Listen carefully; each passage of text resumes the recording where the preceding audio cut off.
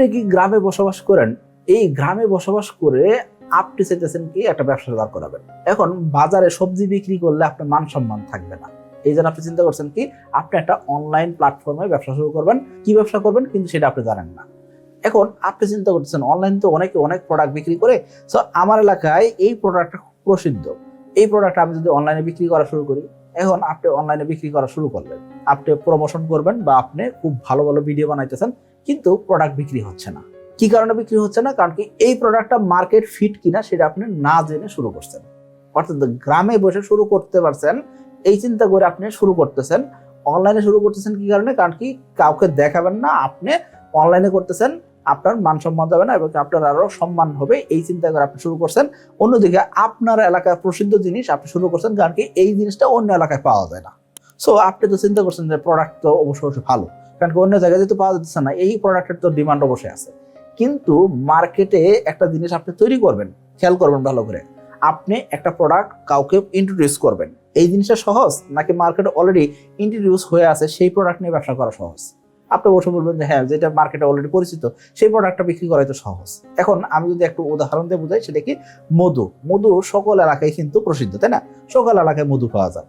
এখন কিছু এলাকা আছে ওই এলাকার মধু কিন্তু ভালো হয়। কোন এলাকায়? ধরেন আপনি সুন্দরবনের মধু সংগ্রহ করবেন, তার মানে সুন্দরবন এলাকার কোন একটা গ্রামের বাসিন্দা যদি আপনি হয়ে থাকেন, সেক্ষেত্রে আপনি দেখাইলেন কি একদম আপনি অথেন্টিক মধুটা দিবেন। সো এই ক্ষেত্রে অন্য কোনো এলাকায় কিন্তু এই জিনিসটা পাওয়া যাচ্ছে না, তাই না? কারণ কি সুন্দরবন এলাকায় শুধুমাত্র এই জিনিসটা পাওয়া যায়। এই ক্ষেত্রে দুইটা জিনিস খেয়াল করবেন। এক নম্বর কি, মধু কিন্তু সবাই চিনে, মধু চিনতে কারো কোনো সমস্যা নাই, কিন্তু ওই যে সুন্দরবন এরিয়া, ওই এরিয়ায় কিন্তু সবাই বসবাস করে না।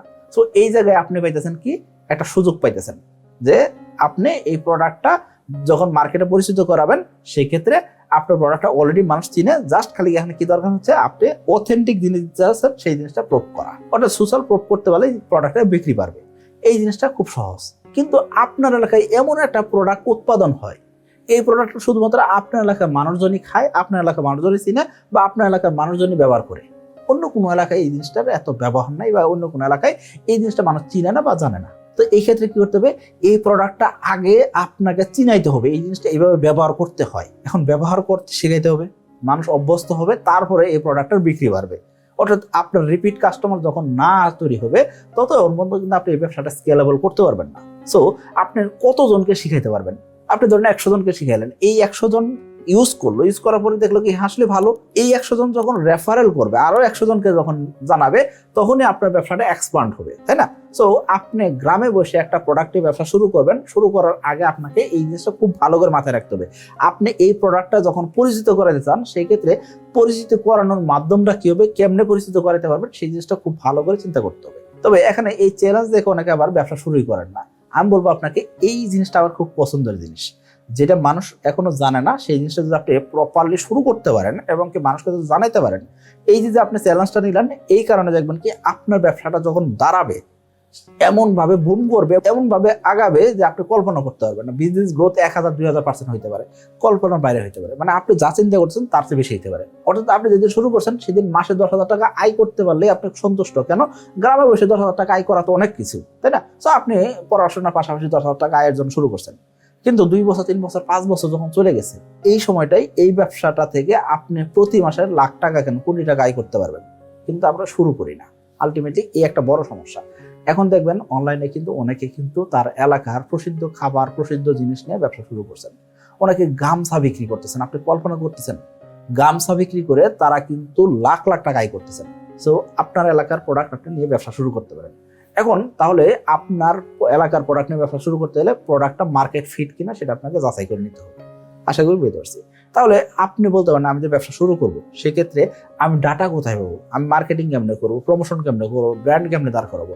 এই ক্ষেত্রে আপনি একটু কাটাকাটি করে নেবেন। একটা ব্যবসা শুরু করার আগে অবশ্যই আপনাকে বুঝতে হবে, যখন আপনি একটা ব্যবসা শুরু করতে যাচ্ছেন, সেই ক্ষেত্রে সর্বপ্রথম আপনাকে মাথায় রাখতে হবে এই প্রোডাক্টটা আপনি যখন বিক্রি করছেন, এই প্রোডাক্টটার প্যাকেজিং আপনার নিজের করা লাগতে পারে, ডেলিভারি আপনার নিজের করা লাগতে পারে, কুরিয়ারে আপনার নিজের প্রোডাক্টটা দিয়ে আসতে হতে পারে, এবং কি ক্যাশ কালেকশন করার সময় আপনার নিজে যেতে হবে। পাশাপাশি আপনি কাস্টমারকে সেবা দিবেন, সার্ভিস দিবেন, প্রোডাক্ট সম্পর্কে বোঝাই বলবেন, সেটাও আপনার নিজের করা লাগতে পারে। কারণ কি প্রথম দিনে আপনি স্টাফ নিয়ে করতে পারবেন, এরকম নাও হইতে পারে। সো এই চ্যালেঞ্জগুলো আপনি নিতে পারেন কিনা।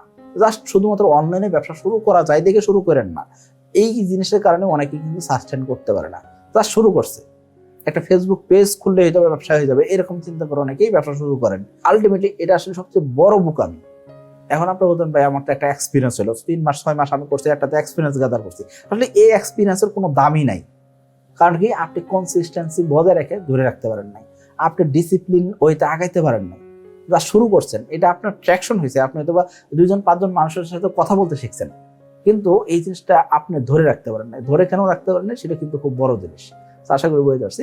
সো আপনি যখন একটা ব্যবসা শুরু করবেন সেক্ষেত্রে প্রোডাক্টটা মার্কেট ফিট কিনা সেটা আপনাকে জেনে বুঝে নিতে হবে, এবং কি আপনি যখন শুরু করতেছেন সেক্ষেত্রে শুরুর ধাপগুলো অবশ্যই সহজ হবে না, এটা আপনাকে জেনে বুঝে শুরু করতে হবে। তার মানে আপনি চাইলে গ্রামে বসে থেকেও ব্যবসা করতে পারেন, তবে সেই প্রোডাক্টটা মার্কেটে ফিট করা খুব জরুরি জিনিস।